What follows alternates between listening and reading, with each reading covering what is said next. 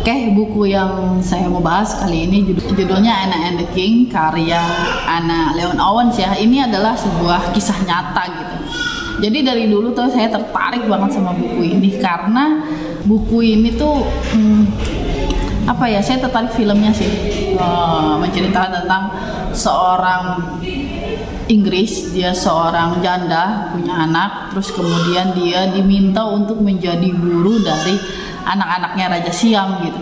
Tapi ternyata anak-anaknya Raja Siam ini berjumlah lebih dari 60 orang karena dia punya istri banyak, anaknya banyak juga. Cuma yang lucu adalah di filmnya baik Anna and the King atau The King and I yang film kartun ya dari Disney itu kita melihat gimana si Anna ini dia pokoknya datanglah ke Siam itu, terus dia terkejut dengan berbagai perbedaan yang ada gitu di antara ya mungkin dari budaya yang biasa dia dapatkan gitu, yang dia diajarkan seperti apa dengan budaya yang dia hadapi ketika dia dapet di Siam itu gitu. Cuma di dalam film itu terlihat sekali bahwa Anna sangat menghormati budaya-budaya dari kerajaan Siam, itu sekarang kerajaan Thailand ya.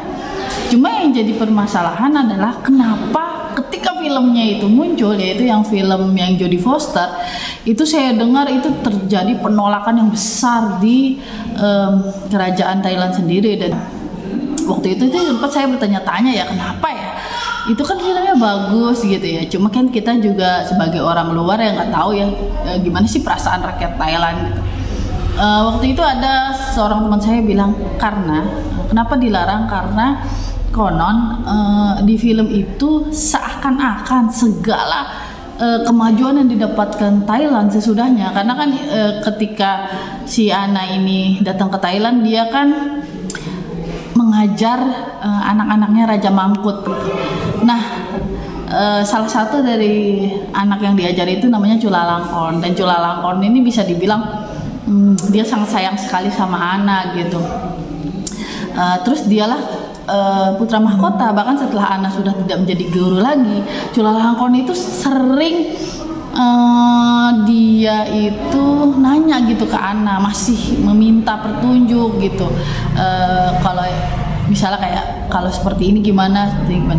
Jadi kenapa rakyat Thailand itu menolak, karena mereka itu menganggap bahwa Raja Chulalongkorn hebat itu karena Anna gitu. Di buku ini seakan-akan seperti itu gitu.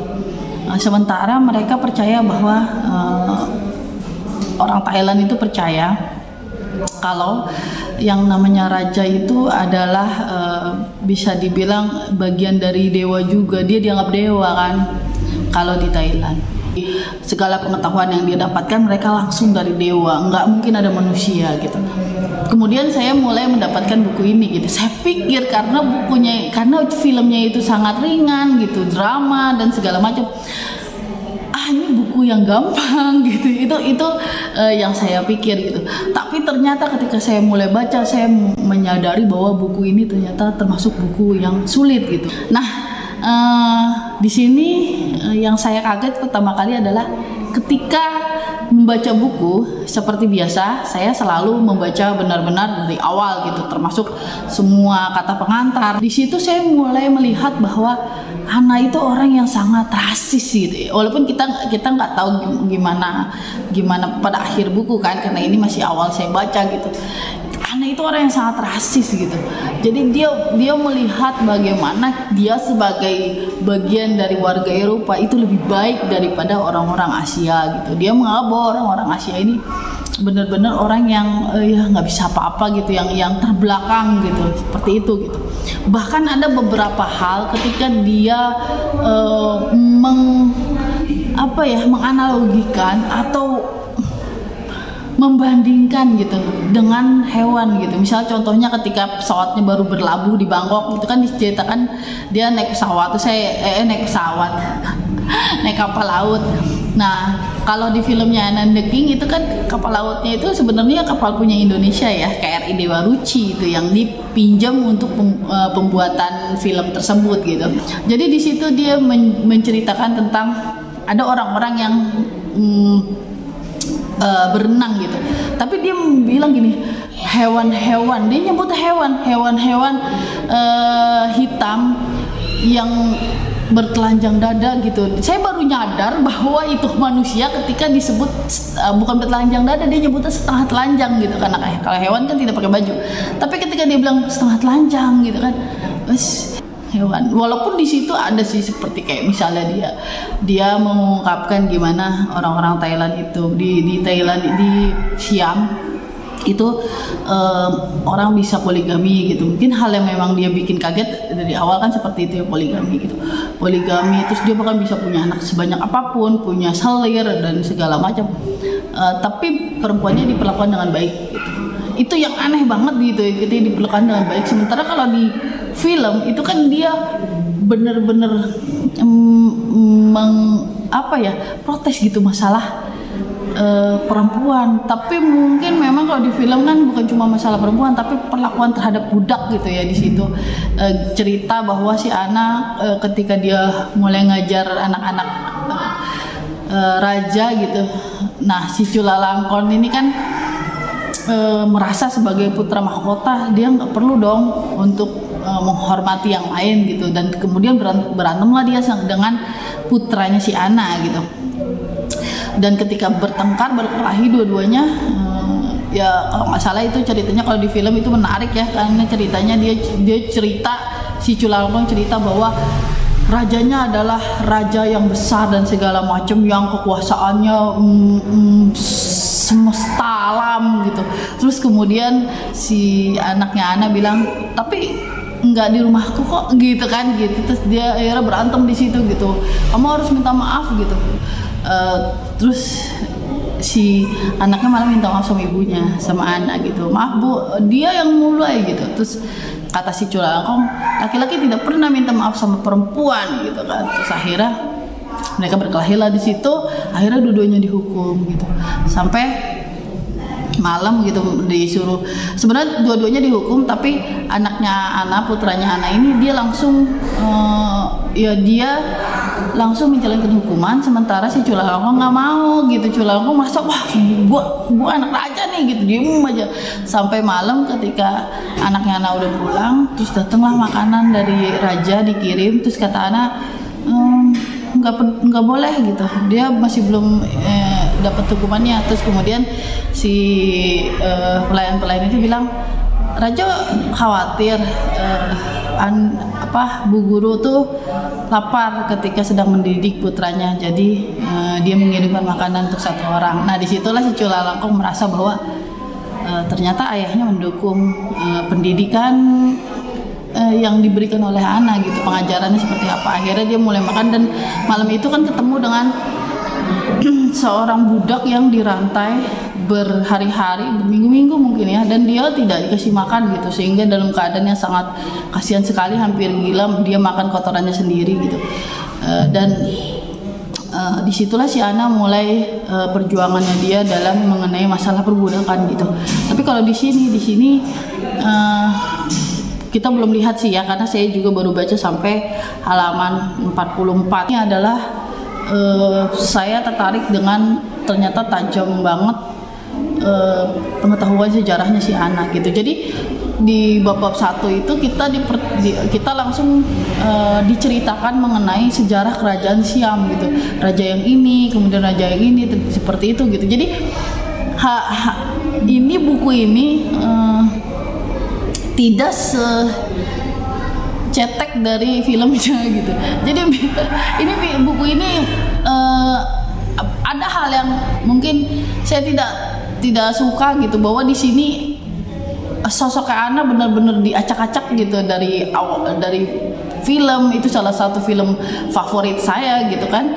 Sekarang tokoh Ana itu seperti sangat jauh dengan bayangan saya yang di film gitu.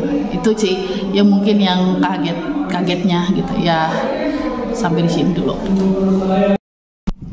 Oke, hari ini hari Rabu tanggal 10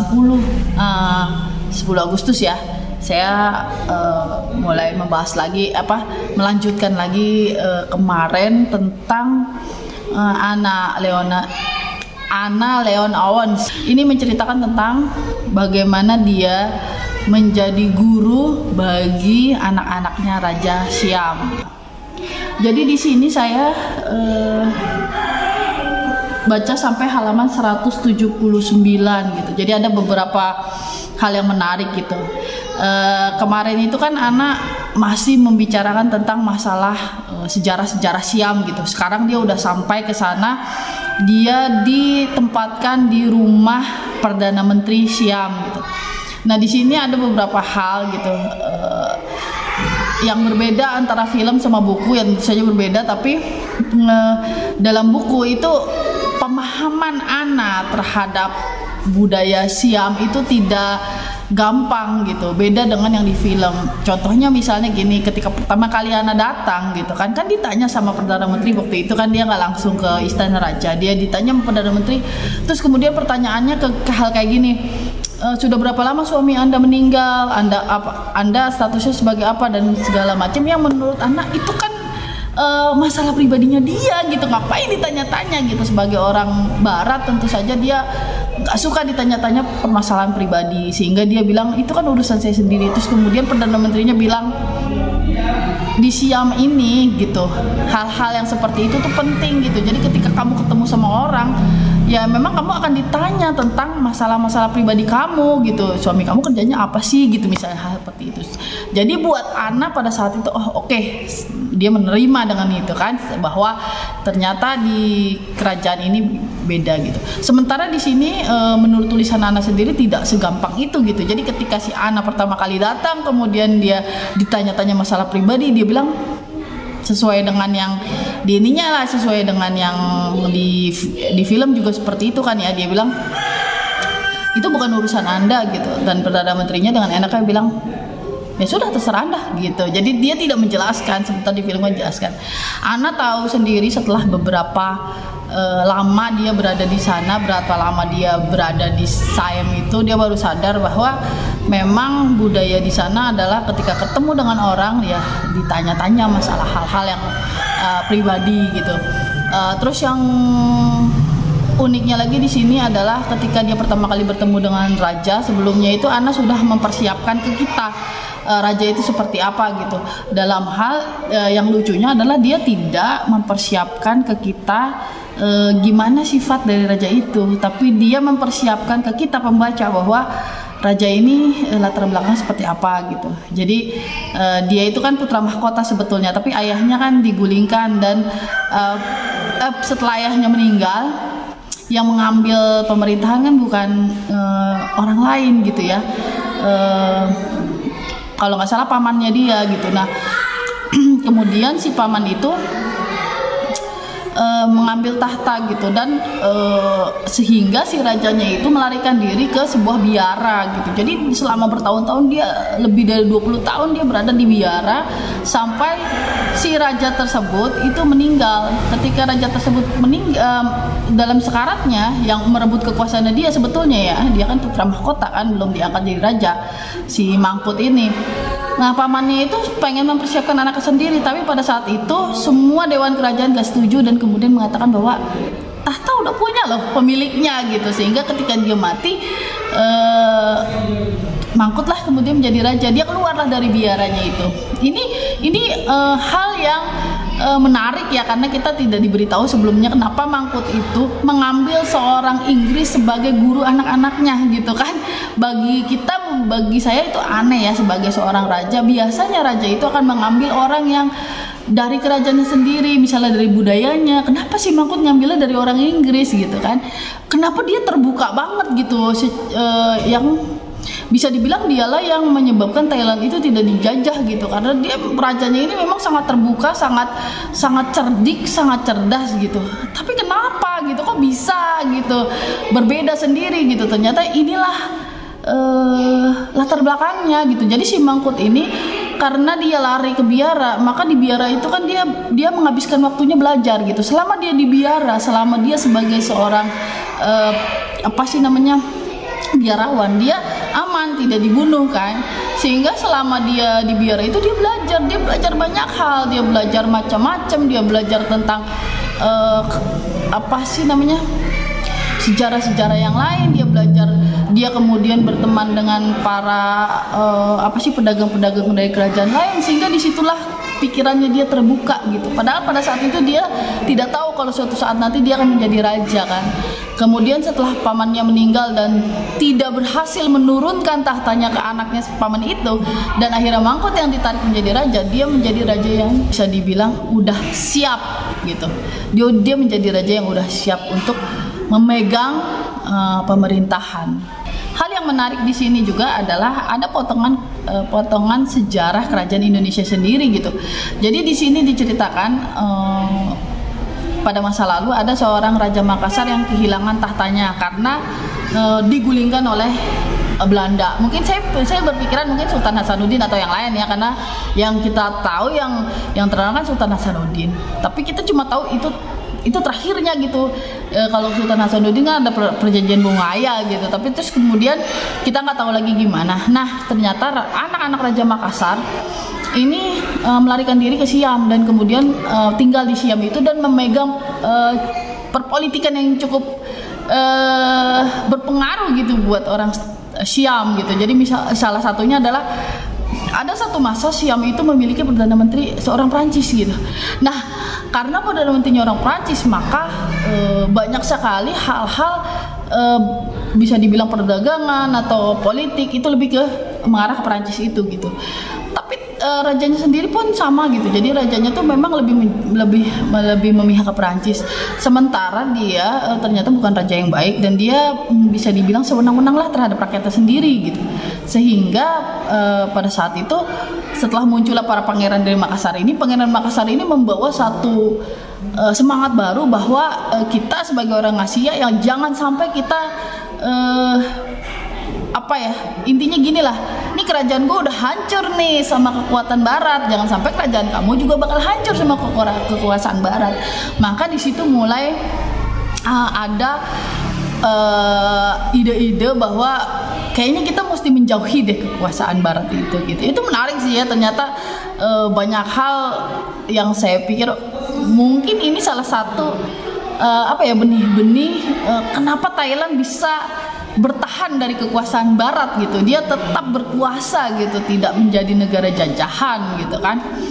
Kemudian hal yang menarik lagi yang saya dapatkan sampai halaman berapa tadi?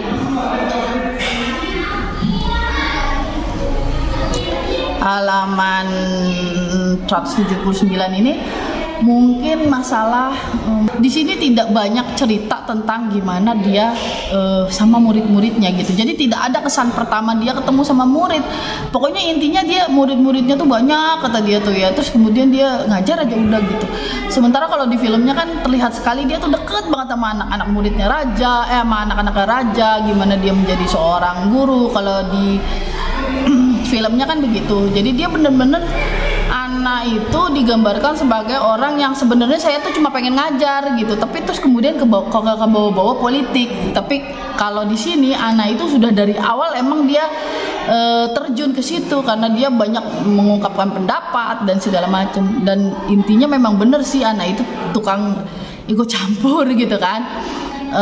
Walaupun memang bagaimanapun kenapa dia bisa ikut campur, karena memang rajanya sendiri pun dari awal memberikan kedudukan itu gitu. Jadi anak itu bukan orang yang oke, kamu adalah guru anak-anak saya udah. Jadi rajanya bilang kamu guru anak-anak saya dan kamu sebagai sekretaris saya, kamu orang yang menerjemahkan, dalam artian bukan nerjemahin gitu. Dalam artian apa ya? Jadi gini, rajanya itu bilang bahwa dia sering dapat surat dari penguasa-penguasa Eropa, tapi penguasa Eropa itu menggunakan bahasa yang berbunga-bunga hingga kadang maksudnya itu ada maksud tertentu di surat itu, sehingga raja itu butuh orang yang memang dari sana sehingga dia bisa lebih paham tentang surat itu. Jadi intinya rajanya itu mengerti bahasanya. Karena rajanya pinter ya, Raja Mangkut itu kan pinter, dia menguasai beberapa bahasa. Sehingga Ana dari awal memang sudah sangat terlibat dengan perpolitikan di istana. Kalau yang dibaca di sini, yang saya baca di sini.